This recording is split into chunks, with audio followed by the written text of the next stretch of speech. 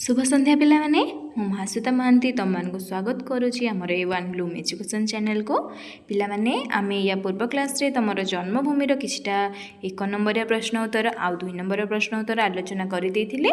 तो पिला माने आज आमे किछटा दीर्घ प्रश्न उत्तर मूलक आलोचना करिबा, अर्थात किछटा सरलार्थ आउ किछटा दीर्घ प्रश्न उत्तर आम आलोचना करवा। ठीक अच्छे, तो पिला माने स्क्रीन में तुम नोट दे देछि, तमे ताकू नोट करिवो आ मु पढुछि सुनिबो। ठीक अच्छे, तो पिला माने आमे आज देखिबा सप्रसंग सरलार्थ। ठीक अच्छे, जहाँकि तुम परीक्षा रे मोस्टली आसीपारे। आउ आमे प्रश्न उत्तर पढ़ला बेले आउ विषय पढ़ला बेले प्रश्न उत्तर विभाग जो बहिर जी आम प्रश्न उत्तर तुम अच्छी से पढ़ला बेले मुझे कही पिला माने सरलार्थ लिखिबो केमिति लिखिबो। तो ये पिला माने आउ किछिटा पद आमे नेकी सरलार्थ देखिबा, आउ ए भलिया भी आसीपारे, तो तुम माने नोट कर देथिबो। ठीक अच्छे, तो आमे देखिबा 1 नंबर रे तो आनंदे होइबा सुखी कांदिबा दुखरे तोर होइन दुखी। तो जन्मभूमिर ये जो पदटा आमर आसी यार आम सरलार्थ लिखिबा तो डट डट डट दुखी। ठीक अच्छे, तो प्रथम आम कौन करवा आम कवि लिखिबा आउ कविता लिखिबा आउ आमर एटा केउठु आसी लिखिबा आउ कौन अच्छी लिखिबा। ठीक अच्छे, देखिबा प्रथमे उक्त पद्यांशटी अर्थात पद्यांश कहीं कहला पिला माने जेहेतु एटा गोटे पद्य कविताटा से आम ताको पद्यांश कहले। आउ जदि तुमर गल्परे आम लिखिबा कि किछिटा गद्य लिखिबा तो एटा कौन लिखिबा गद्यांश लिखिबा। एटा जेहेतु गोटे कविता तेणुकर आम याको पद्यांश लिखिले। उक्त पद्यांशटी पद्यांशटी भक्त कवि मधुसूदन राव रचित जन्मभूमि कवितारू आसी। तो ये कौन कौन पिला माने परिचय रहा कहाँकर भक्त कवि मधुसूदन रावकर आउ कविता ना कौन रहा जन्मभूमि। ठीक अच्छे, तो प्रथमे कवि ना लिखिबा आउ कविता ना लिखिबा। ठीक अच्छे, तो आम देखिबा उक्त पद्यांशटी भक्त कवि मधुसूदन राव रचित जन्मभूमि कवितारू आनीत। एही प्रसंगरे कवि संतान भावरे जन्मभूमि भारतर सुखरे सुखी हेबा सहित दुखरे दुखी हेबाकू समस्त को आह्वान देइछन्ति। तो तापर लिखिबा आउ गोटे पैराग्राफ आरंभ करिबा। लिखिबा कवि मधुसूदन को मतरे पवित्र भारत भूमि हेउछि आंभमानंकर जन्मभूमि। आंभे माने समस्ते ताहार संतान। जन्मभूमिर चरण सेबारे आंभे माने मन प्राण देवा सहित आनंद ध्वनि रे तार नामगान करिबा। आंभे माने ताहार आनंद रे सुखी हेबा एवं तार दुखरे दुखी मध्य हेबा। आउ शेष रे लिखिबो कविंक मतटी अत्यंत मनछुआ अटे किंबा लिखि पारिबो कविंक मतटी अत्यंत पाठ्यग्राही एभली लिखि पारिबो। ठीक अछि, बा हृदय स्पर्शी। तो तुमको जहाँ पदटी पढ़ी लगे शेष में तुम से लिख। ठीक अच्छे, तापर आम देखा द्वितीय 2 नंबर अच्छी विंध्यगिरी बर कटिरे गंगा आदि केते नदी शोभे शरीरे। तो यार आम लिखा विंध्य डट डट डट शरीरे। उक्त पद्यांशटी जन्मभूमि कवितारू आनीत। एही प्रसंगरे कवि भक्त कवि मधुसूदन राव पवित्र भारत जननीर शोभा बढ़ाउथिबा विंध्यगिरी और गंगा आदि विभिन्न नदी मानकर विषय वर्णना करिसंती। ठीक अच्छे, तो तापर कौन लिखा तापर पैराग्राफ आरंभ करिबा। लिखिबा जन्मभूमि पवित्र भारतर महिमा गान करी कवि निजर मनोभाव को ये प्रकाश करिसंती। भारत भूमिर महिमार पटांतर नाही बोली कवि कहिसंती। एहार मस्तकरे हिमालय पर्वत दुई पाखरे सागर एवं ब्रह्मपुत्र और सिंधु नदी बही जाउछि।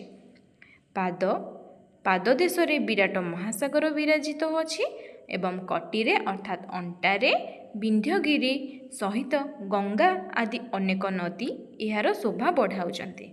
शेष रे लिखिबो कविंक वर्णनाटी अति हृदय छुआ बा हृदय स्पर्शी लिखि पारिबो। ठीक अछि, तापर अच्छी तुम महाकवि वेद व्यास बाल्मीक कालिदास गाइले पवित्र कंठे तोहरी नाम।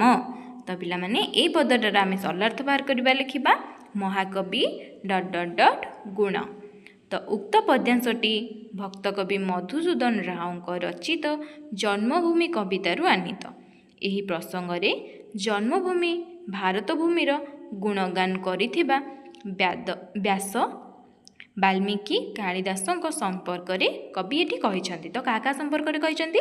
ବ୍ୟାସ ବାଲ୍ମୀକି ଆଉ କାଳିଦାସଙ୍କ ସମ୍ପର୍କରେ ଏଠି ବର୍ଣ୍ଣନା କରିଛନ୍ତି। ଠିକ୍ ଅଛି। ତ ଆମେ ଦେଖିବା ତାପରେ ଆଉ ଗୋଟେ ପାରାଗ୍ରାଫ ଆରମ୍ଭ କରିବା। ଲେଖିବା ପୁଣ୍ୟ ଜନ୍ମଭୂମି ଭାରତର ଯଶଗାନ କରି କବି ତାହାର ବିଭିନ୍ନ ମହିମାର ସୂଚନା ଦେଇଛନ୍ତି। ଏହାର କୋଳରେ ଜନ୍ମଗ୍ରହଣ କରିଥିବା ଶୂରବୀରମାନେ ଜନ୍ମଭୂମିର ମହତ୍ତ୍ୱ ବଢ଼ାଇଛନ୍ତି ବୋଲି କବି ଉଲ୍ଲେଖ କରିଛନ୍ତି।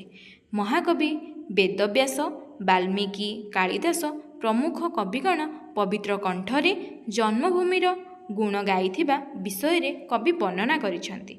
କବିଙ୍କ ବର୍ଣ୍ଣନାରେ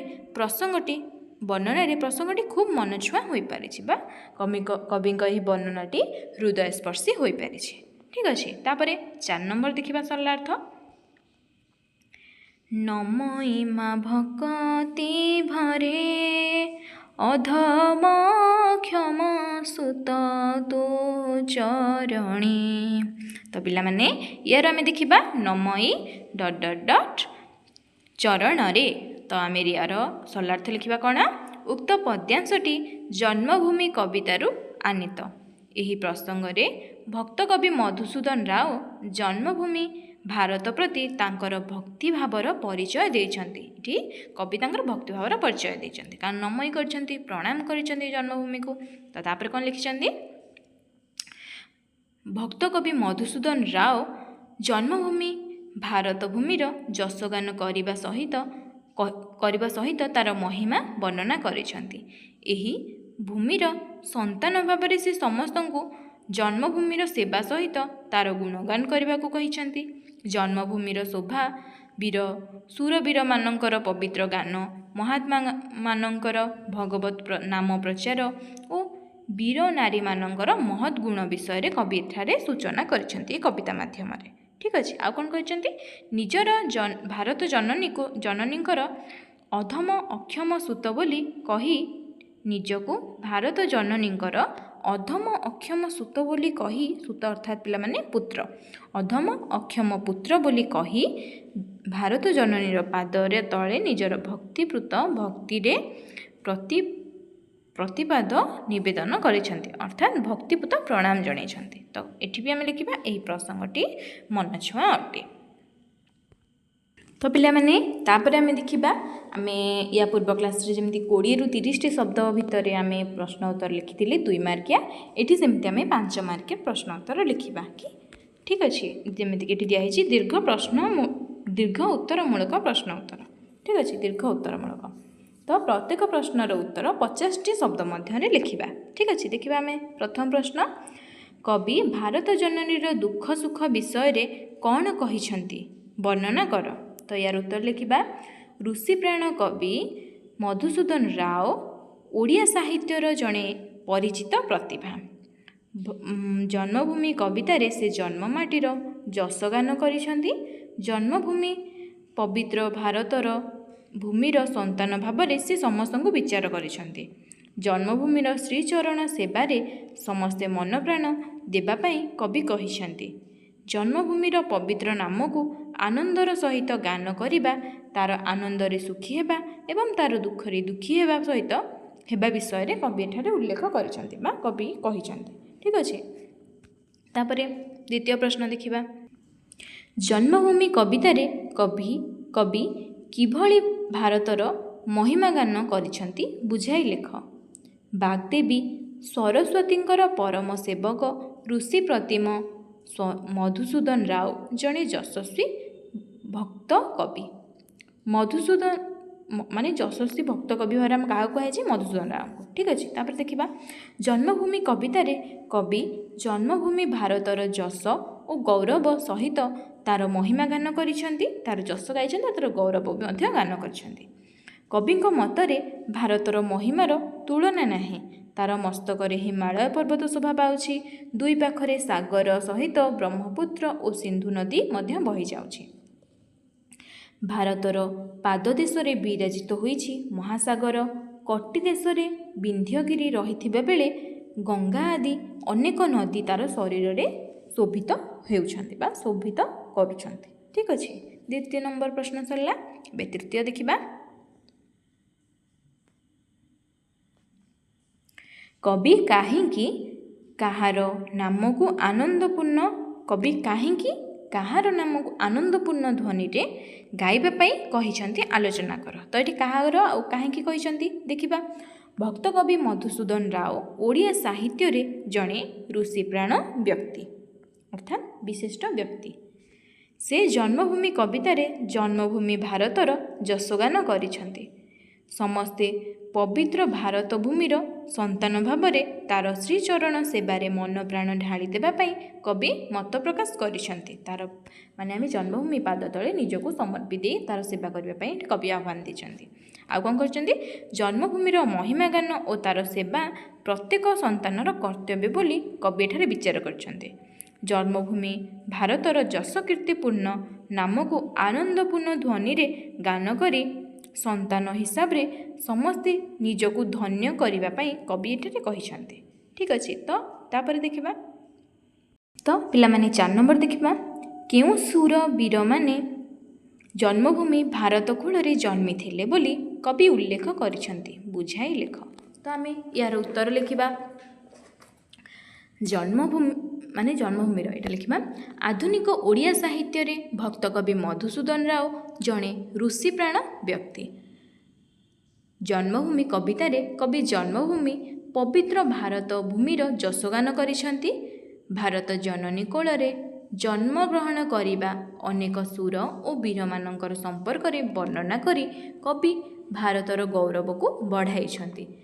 ରାମାୟଣରେ ବର୍ଣ୍ଣିତ ରାମଚନ୍ଦ୍ର, ମହାଭାରତରେ ବର୍ଣ୍ଣିତ ଭୀଷ୍ମ, ଦ୍ରୋଣ, କର୍ଣ୍ଣ, ଅର୍ଜୁନ ଆଦି ଭାରତ କୂଳରେ ଜନ୍ମିଥିଲେ ବୋଲି କବି ଉଲ୍ଲେଖ କରିଛନ୍ତି। ଠିକ୍ ଅଛି, ତାପରେ ଦେଖିବା 5 ନମ୍ବର ପ୍ରଶ୍ନ। ପବିତ୍ର ଜନ୍ମଭୂମି ଭାରତର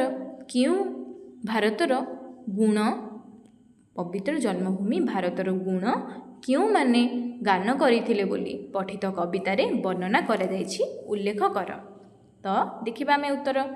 ଭକ୍ତ କବି ମଧୁସୂଦନ ରାଓ ଓଡ଼ିଆ ସାହିତ୍ୟର ଜଣେ ପରିଚିତ ପ୍ରତିଭା। ଜନ୍ମଭୂମି କବିତାରେ କବି ଜନ୍ମଭୂମି ପବିତ୍ର ଭାରତ ଭୂମିର ଯଶ ଗୌରବ ବର୍ଣ୍ଣନା କରିଛନ୍ତି। କବିଙ୍କ ମତରେ ଭାରତର ଭୂମିର ଯଶ ଓ ମହିମା ଅତୁଳନୀୟ। ମହାକବି ବେଦବ୍ୟାସ, ବାଲ୍ମୀକି, କାଳିଦାସ ପ୍ରମୁଖ ପବିତ୍ର କଣ୍ଠରେ ଜନ୍ମଭୂମି ଭାରତର ଗୁଣଗାନ କରିଛନ୍ତି। ଚୈତନ୍ୟ ଆଦି ମହାତ୍ମାମାନେ ମଧ୍ୟ ଏହି ପବିତ୍ର ଭୂମିରେ ଆନନ୍ଦ ମନରେ ବିଭୁ ନାମ ପ୍ରଚାର କରି ଏହାର ଗୁଣଗାନ କରିଥିଲେ। ତ ପିଲାମାନେ କିଏ କିଏ କରିଥିଲେ? ଆମର ବେଦବ୍ୟାସ, ବାଲ୍ମୀକି, କାଳିଦାସ, ତା ସହିତ ଆଉ କିଏ ଜଣେ ଥିଲେ? ଆମର ଚୈତନ୍ୟ, ଯିଏକି ଆମର ଗୌଡ଼ୀୟ ବୈଷ୍ଣବ ଧର୍ମର ମୁଖ୍ୟ ପ୍ରଚାରକ ଥିଲେ।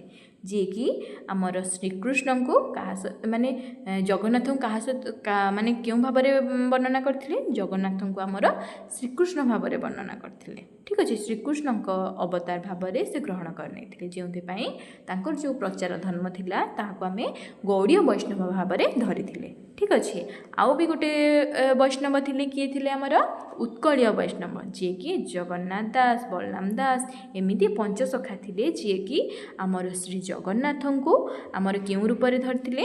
ରାମଙ୍କର ଅବତାର ଭାବରେ ଧରିଥିଲେ। ଜଗନ୍ନାଥଙ୍କୁ ଅଲଗା ବୋଲି ସେ କହିଥିଲେ। ଠିକ୍ ଅଛି, ତେଣୁକରି ଜଗନ୍ନାଥ ହେଉଛନ୍ତି ଆମର ଏକ ଆଉ ଅଭିନ୍ନ।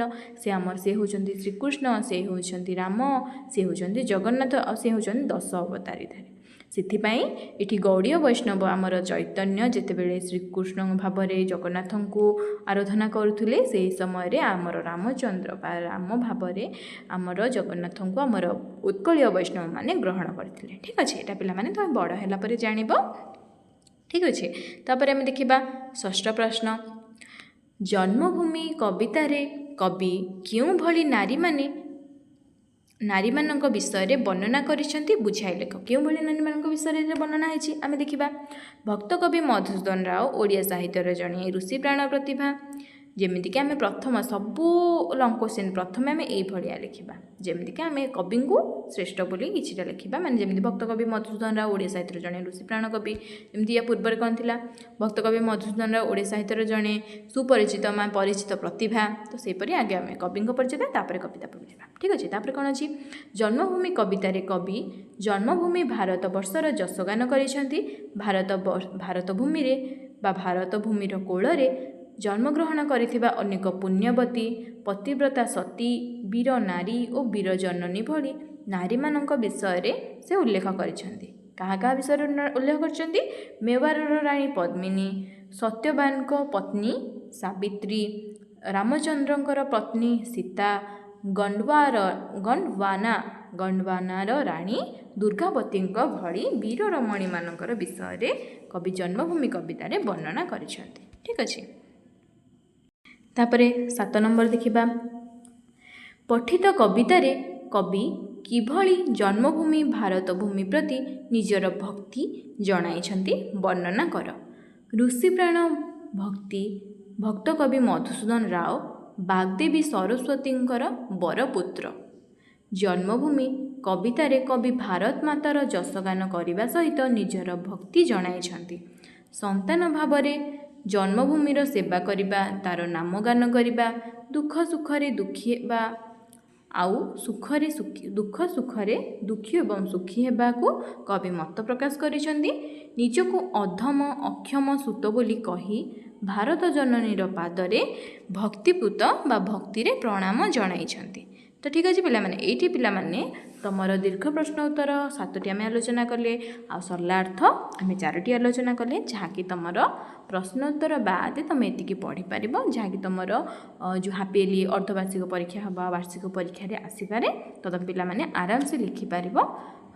ତ ପିଲାମାନେ ଏଇଠି ଆମେ ତମ ଜନ୍ମଭୂମିର ଦୀର୍ଘ ପ୍ରଶ୍ନ ଉତ୍ତର ସାରିଦେଲେ। ୟା ପରେ ଆମେ ତମର ଦେଖିବା କ'ଣ କୁହ ତ ପିଲାମାନେ, ୟା ପରେ ଆମେ ତମର ଆଉ କିଛି ପ୍ରଶ୍ନ ଉତ୍ତର ଦେଖିବା, ଯାହାକି ମାନେ ଯେମିତିକି ବ୍ୟାକରଣଗତ ପ୍ରଶ୍ନ ଉତ୍ତର କିଛିଟା ଆମେ ଆଲୋଚନା କରିବା। ଆଉ କ'ଣ ଆଲୋଚନା କରିବା, ଆଉ ତା ସହିତ ଆମେ ପଦ୍ୟାଂଶରୁ କିଛିଟା ପ୍ରଶ୍ନ ଉତ୍ତର ଆଲୋଚନା କରିବା। ଯେମିତିକି ଆମେ କିଛିଟା ପଦ ଦେଖିବା, ଆଉ ସେଥିରୁ ପ୍ରଶ୍ନ ବାହାର କରିବା, ଆଉ ଉତ୍ତର ଲେଖିବା। ଠିକ୍ ଅଛି। ଏହି 2 ପ୍ରକାରର ପ୍ରଶ୍ନ ଉତ୍ତର ଆମେ ଗତ କ୍ଲାସ୍ରେ ଆଲୋଚନା କରିବା। ତ ଏଇଠି ପିଲାମାନେ ରହୁଛି, ଯଦି ଭିଡ଼ିଓଟି ଭଲ ଲାଗିଲା ତ ଭିଡ଼ିଓଟିକୁ ଲାଇକ୍ କରିବ, ଆଉ ସାଙ୍ଗମାନଙ୍କ ସହ ସେୟାର କରିଦେବ। ଆମର A1 ବ୍ଲୁମ୍ ଏଜୁକେସନ୍ ଯେଉଁ ରହିଛି ତାହାକୁ ସବସ୍କ୍ରାଇବ୍ କରିଦେବ। ଠିକ୍ ଅଛି ପିଲାମାନେ, ରହୁଛି।